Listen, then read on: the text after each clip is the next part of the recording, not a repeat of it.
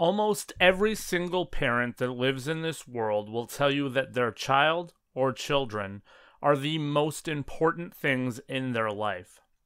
They will do everything for their children, and they will do anything to ensure their safety.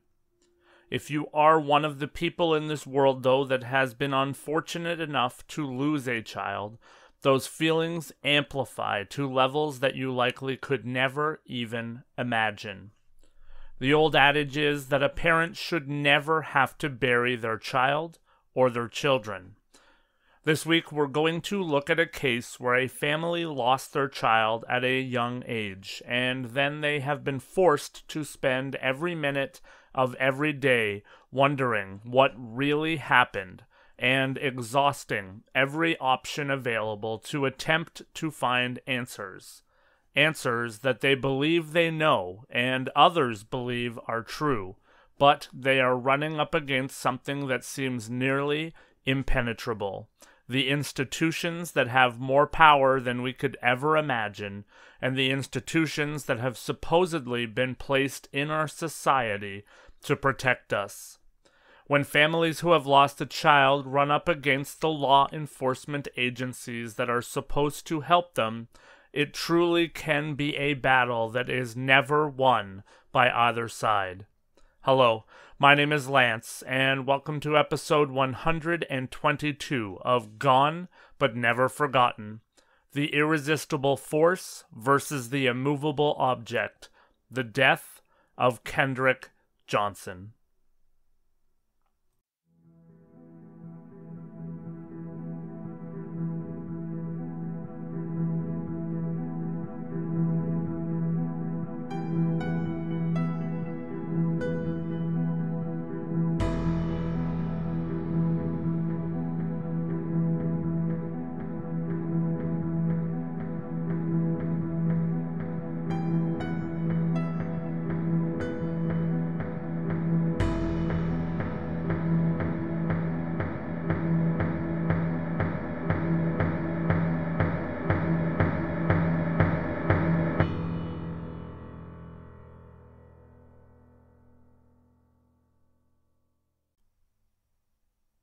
Kendrick Johnson lived with his family, his parents, Kenneth and Jackie Johnson, and his siblings in Valdosta, Georgia, and he attended Lowndes High School, a public high school also located in Valdosta.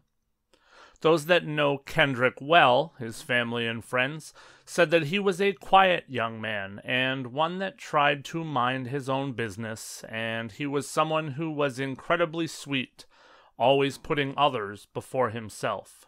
Kendrick was also incredibly athletic.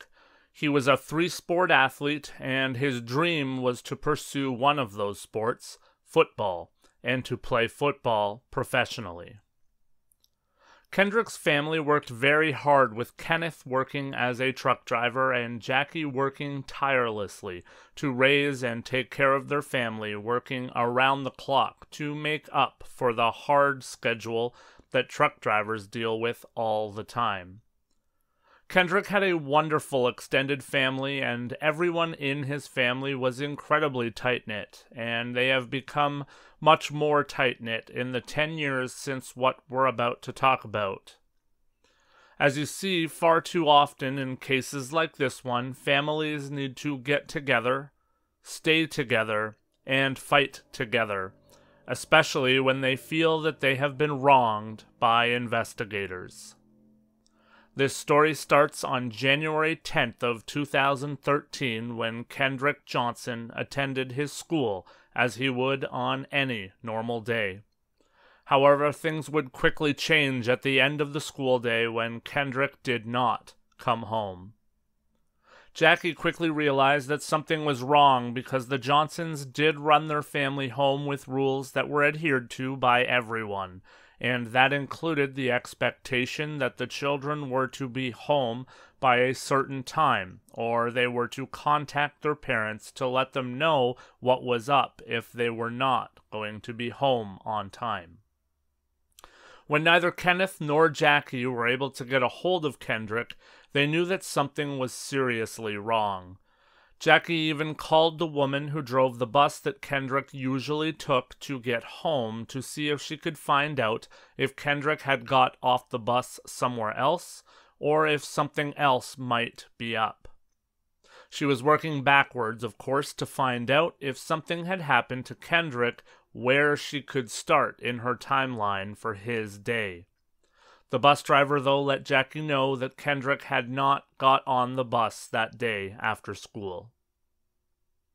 That told Jackie that likely something had happened at the school, and so she drove to the school to look around and see if she could find Kendrick or anyone who could either ease her mind or let her know where Kendrick may be.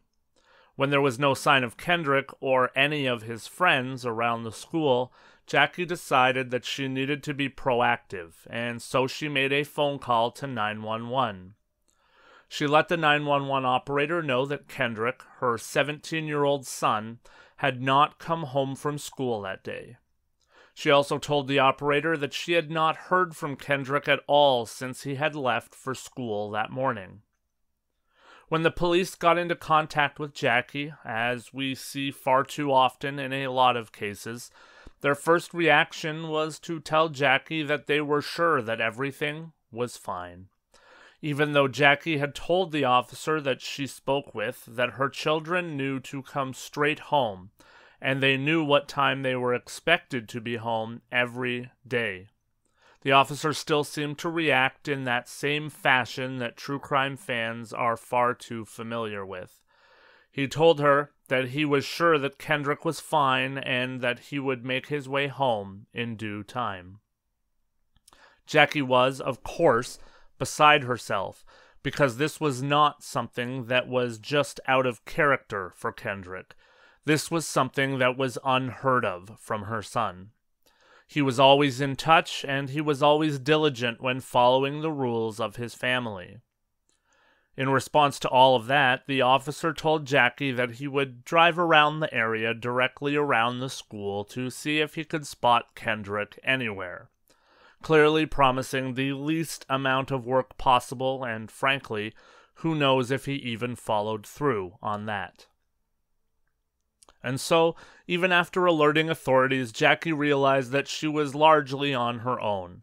Kenneth, you see, was out of town picking up a truck, and so he was left utterly helpless in this situation and beside himself at the fact that his son was missing and he could do nothing to help. Jackie took it upon herself to try and track down any and all leads that she could think of to try and find her son. Jackie, though, was sadly coming up empty, and Kenneth says that he remembers that night very well, and he remembers as he pulled over for the night with his truck, and as he was lying in bed, he knew when it passed midnight and Kendrick had not come home, that Kendrick was dead. The following morning, January 11th, 2013, as you can only imagine, Jackie was at the school very early in the morning so that she could continue to try and find out any information about Kendrick. When she got there, she said that she could see a lot of people coming and going very quickly from the gymnasium. Just before, she had noticed that a group of the students had climbed up on a pile of gym mats, something that was normal for them to do, evidently, and they had spotted a pair of socks sticking out from one of the mats, and they quickly pulled at the socks when they saw that they were on a pair of feet. The students initially thought that someone was playing a prank by being in the middle of one of the rolled-up gym mats. However, when there was no audible or physical response to them tugging at the socks, they quickly realized that something may be wrong. They started to pull the mats around apart, and when they got to the mat that the body was inside of, they quickly realized from the smell that this was not a prank, and that they had stumbled upon something much more serious.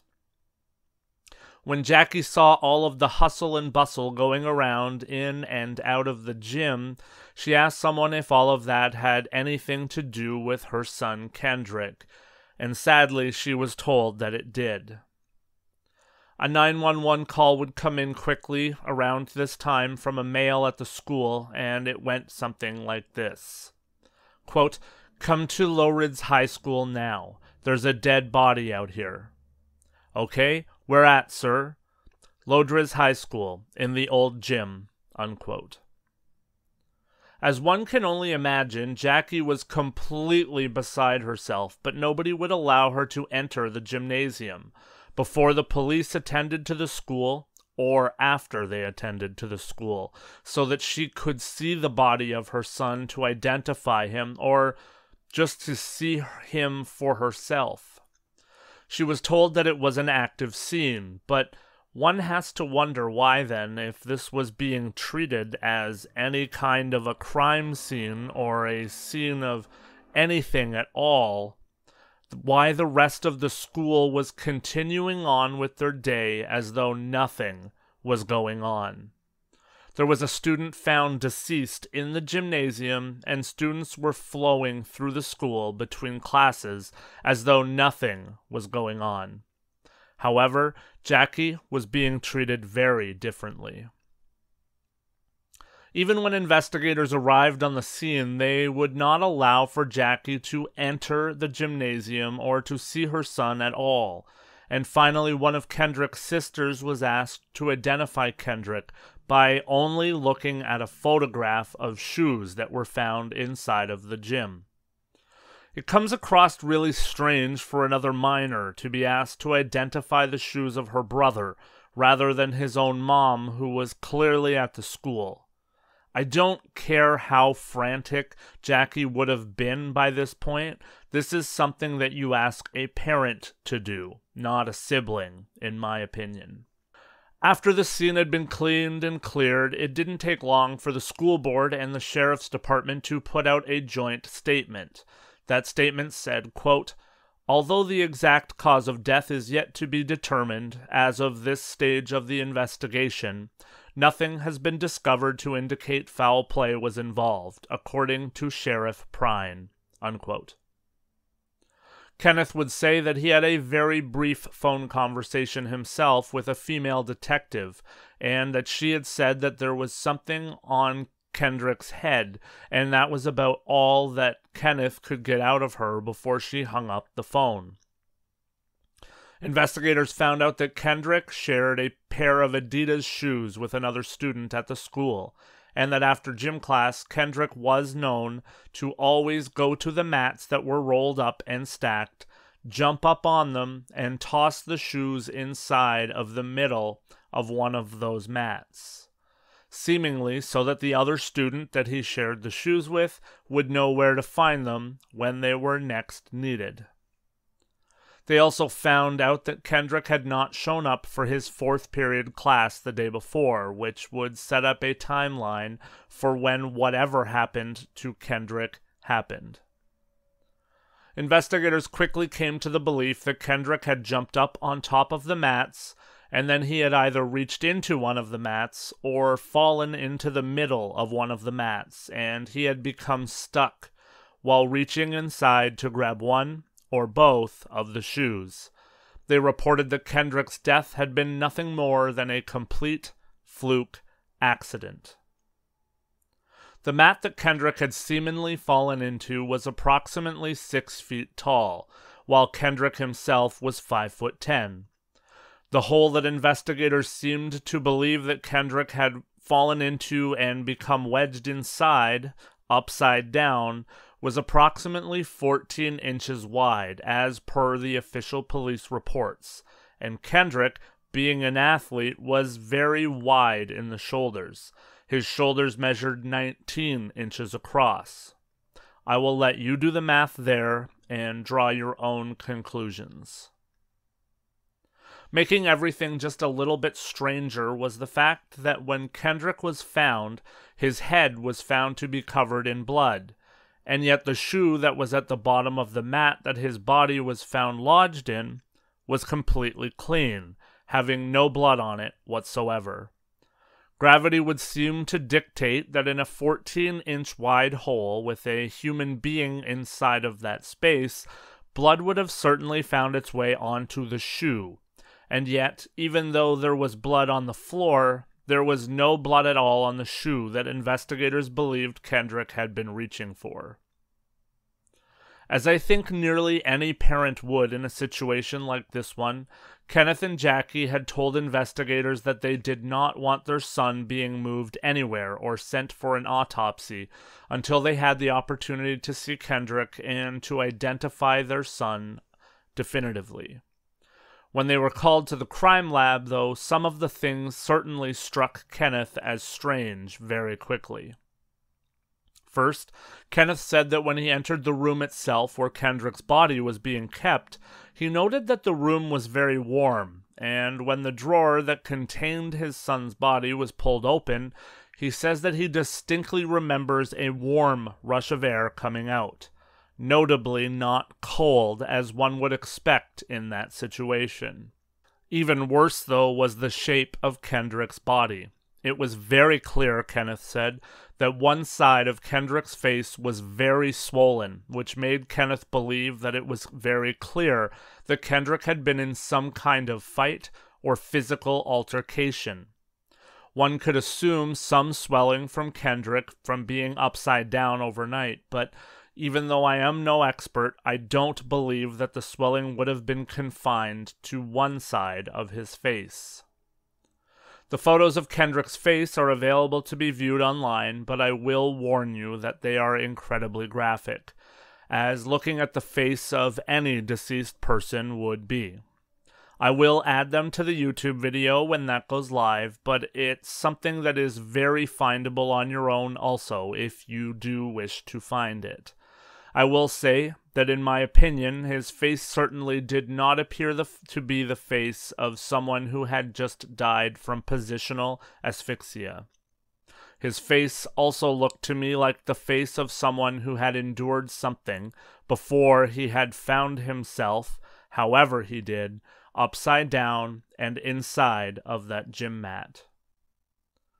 Lieutenant Stride Jones, who was the lead investigator for the Lowndes County Sheriff's Office, would say after the investigation was concluded, quote, "We never had credible information that indicated that this was anything other than an accident," unquote. Based on everything that I have told you here about the way that the family was treated and based on a history of bullying and abuse that Kendrick had endured, his family did not agree at all with that hypothesis, and whether just out of need at that point to cover their bases or not, they would have a second independent autopsy conducted by William R. Anderson, who worked with Forensic Dimensions in Heathrow, Florida. That autopsy was conducted on June 15th, 2013, 5 months after Kendrick's death. William Anderson claimed that his findings in the independent autopsy indicated traces of blunt force trauma to the right neck and soft tissues, and that led him to believe and suggest that the death of Kendrick Johnson was not accidental whatsoever. Once those findings were released, Kendrick's family made their feelings very evident. They believed that Kendrick had been murdered and that his death was not accidental at all. Further to that, they also believed that there was a very involved cover-up in the case to try and make the death of Kendrick go away as quickly as possible. On October 31st of 2013, U.S. Attorney Michael J. Moore would announce that he and his office were willing to, and would, open a formal review of Kendrick's death and the investigation surrounding it. While to many that may seem to be a good thing, it wound up not being entirely helpful at all to Kendrick's family. When the Johnsons attempted to open a coroner's inquest, which we've talked about on the show before, they were met with bureaucracy when the judge in that case stated that they would delay a decision on the coroner's inquest until the review was finished. A coroner's inquest is a public hearing that is conducted by a coroner before a jury. They are held so that the general public can be informed of all of the findings and all of the circumstances that surround any death.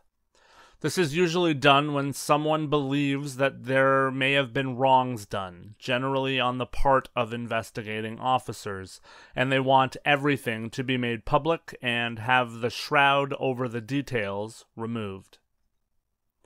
It should be mentioned here that when the independent autopsy was completed, the body of Kendrick needed to be exhumed, and there were certainly some strange things noted. One of those things was that sometime between the recovery of Kendrick's body at the school and the time when the body of Kendrick was delivered to the funeral home, Kendrick's body had been stuffed with newspapers in place of internal organs. Police reports stated that the organs had been destroyed through natural processes and then discarded. It is not unusual for funeral homes to find themselves in this position, and it's also not unusual for them to fill those voids within the body with things like cotton or sawdust. However, using newspaper was also rather unusual. Now, for those of you that don't know, it isn't completely unheard of for internal organs to be removed and left out of the body after an autopsy, but it is unusual, though, that it stands out in a case that was ruled an accidental death. Many people believe that those were removed for when the inevitable second autopsy took place, so that there would be no internal organs to look at. We will probably never know the truth about this particular circumstance. There were many strange occurrences within this case. The treatment of Jackie right from the beginning, the seeming treatment of Kendrick's body, the removal of his internal organs, and even the retrieval during investigation of the surveillance tapes from the school itself. When the surveillance was accessed, there were many inconsistencies with time on the cameras and between different cameras, and there were even seemingly large patches of video that were not available to be watched. For the family, they believed that someone had got to the tapes and was hiding something by deleting things. Meanwhile, investigators would say at the time that the time was missing it was only missing because the cameras were motion detector cameras, and so when they didn't trace infrared changes, they would not be recording. There were many lawsuits that would be filed by Kendrick's family and even against Kendrick's family in the aftermath of all of this, but I don't feel it pertinent to this podcast to deal with all of the mudslinging that went back and forth. Suffice it to say that there was a lot of blame pointed in both directions. The government and government agencies would point fingers at the family and say that they were wasting time, resources, and money on court filings in a case of an accidental death. And consequently, the family, of course, believed that this was not an accidental death whatsoever, and that Kendrick had been murdered. As I mentioned earlier, the family did say that there was a long history of abuse against Kendrick, and that was largely racially fueled. They also believed that Kendrick's death was the end result of more of that racism and more of that abuse. On June 20th of 2016, the Department of Justice would finally announce that their review of this case was completed, nearly 3 years after Kendrick had been found deceased, and that they would not be pressing any criminal charges related to the death of Kendrick. They said, quote, "After extensive investigation into this tragic event, federal investigators determined that there is insufficient evidence to prove beyond a reasonable doubt that someone or some group of people willfully violated Kendrick Johnson's civil rights or committed any other prosecutable crime." Unquote. The family and their attorneys focused in on two brothers who had previously been a problem in Kendrick's life. The problem was that those two brothers were sons of an FBI agent, and many of their filings and their beliefs have and still do settle on those two as the people who murdered Kendrick. Whether because of a cover-up or whether because there really was none, there was never any evidence to lead anyone that investigated this case to believe that those two brothers were involved whatsoever in the death of Kendrick. The case would be reopened again in March of 2021 by a new sheriff, Ashley Polk. Ashley even put up a reward of $5,000 of his own money for any information that led to a conviction of anyone in the case of the death of Kendrick Johnson. Ashley and two other investigators say that they worked tirelessly at the case to see if they could find any evidence that would lead them to a different conclusion, but after almost a year, in January of 2022, Ashley came forward and said, quote, "There was no homicide, no cover-up, no conspiracy in the January 2013 death of the teen. It was simply a tragic and bizarre accident," unquote. Ashley would also go on to say that he could not say that there was anything wrong with the initial investigation, and that there was nothing that he could see that would lead him to believe anything other than the conclusion of accidental death. Ashley would finally go on further to say that the two brothers, whom had long been linked to this case by many as killers, were not suspects at all in the case. Kenneth Johnson would say that Ashley must not have dug too deeply into the case if he did not suspect foul play and murder. So, we have a case here that really will likely never see a full resolution. From where I sit, which is obviously far removed from the case itself, I can see both sides of this story. There are certainly paths to both the conclusion that this was an elaborate cover-up, as well as the conclusion that this was a freak accidental death. I can see on one side, surely, as parents, where you want to believe that this seems like an absurd way to die. For someone to manage to wind up on top of the rolled-up gym mats and then stuck upside down, and to not have anything fall over or move to prevent his death, is frankly a lot of coincidence. Further to that, Kenneth has even released photos to show how crazy it is to even imagine a body ending up wedged in the way that Kendrick's body was found, and I also cannot refute that. To picture someone, especially a strong athlete, winding up in the predicament that Kendrick did and suffering and dying in that way is incredibly hard to believe. If that was my son, and I was in the shoes of Kenneth and Jackie, I would certainly feel the same way that they do, and I do not even have the same issues with racism and with disregard that they have, and that they had. There's certainly no denying that this family and this case, like many others that we see when race comes into play, which it never should, saw the investigators disregard Kendrick's family, and seemingly make a lot of mistakes along the way. If we decide to believe that this was an accidental death, nobody should ever have to go through the disregard that his family did along the way. For me to believe that this was accidental, I need to believe that the swelling of Kendrick's face was a result of being asphyxiated and upside down. And I'm the first to say that I do not know enough about the human body to know if a face could look like Kendrick's face did without being abused.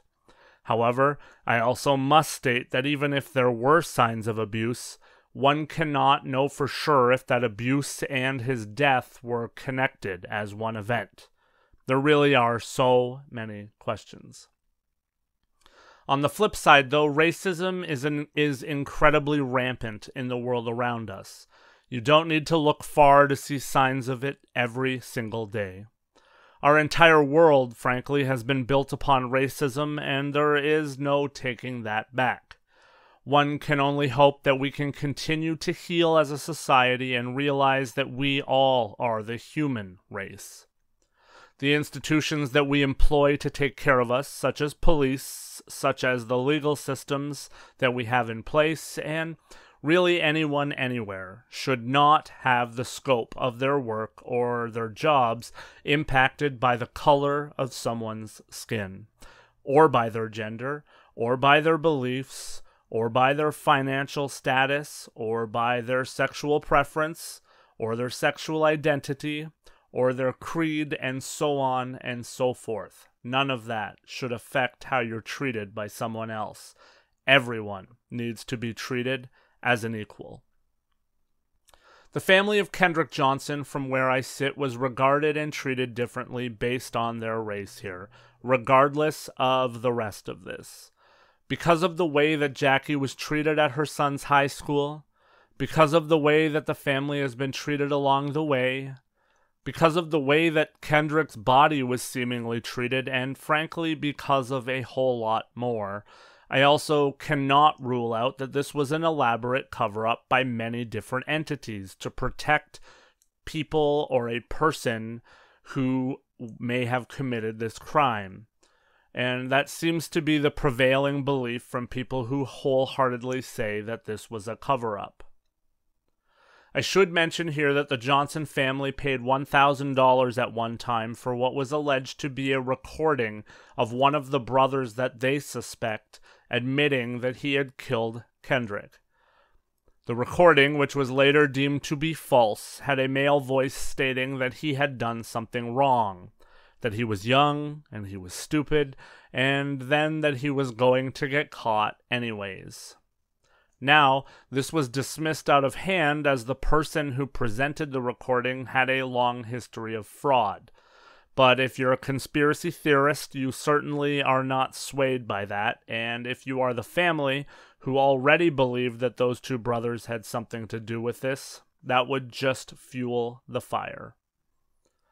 Either way, there's a lot of things that can make you believe either side of this case, and you have to believe that even if this was a cover-up, somewhere along the way, someone that wasn't involved would see something in this case that would lead them to believe that there was at least evidence of homicide here, which has seemingly never happened. All that we can do is hope and pray for some kind of peace for the Johnson family, as it has now been 10 years since Kendrick tragically lost his life. Everyone deserves to see justice in their case, and the Johnson family is not alone in feeling as though they have not. We sadly live in a world where there is racism around us every day, and there is perceived racism around us every day as well. It's hard to fully comprehend which is which, especially when the evidence before us can sway us either way. The only 100% facts that I see in this case are this. On January 10th of 2013, Kendrick Johnson lost his life, and his body was found upside down inside of a gym mat. This 17-year-old boy had his entire life ahead of him, and he was an excellent young man who had dreams and aspirations to rise above the hate and rise above the abuse that he had dealt with in his life because of his race. All that is left is a family who are hurt, a family who are fighting, and a family who believe that they have not yet seen justice in the wake of the death of their son. No matter how you look at it, and no matter what you believe, that is heartbreaking. Cases like this bring me back to what I preach on this podcast each and every week. We as a society, as a whole, need to be better. There is so much anger and so much pain around cases like this one, even when you set the family aside. There are people on both sides of this argument that are driven by the color of Kendrick's skin. There are those who believe wholeheartedly that he was murdered because he was a black male who had a history of being abused because he was a black male. And so, this must have been racially charged in the opinions of those people.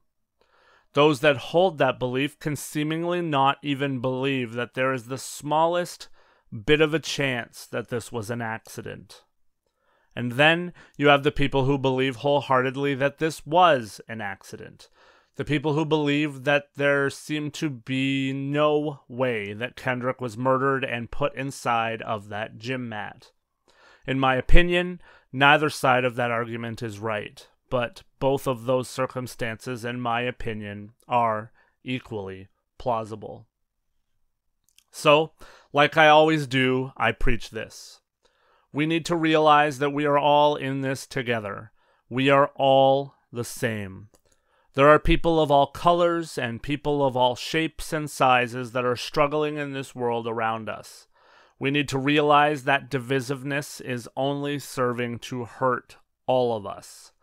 All that we can seemingly do is start within ourselves. We have to be better to everyone in our lives and everyone that we come into contact with, because if we aren't trying to do that, how can we expect others to give that same kindness to us? So, as I always do, I hope that this episode finds all of you listeners well, and I will leave you with that. I would love to hear from you regardless of what you believe happened to Kendrick Johnson.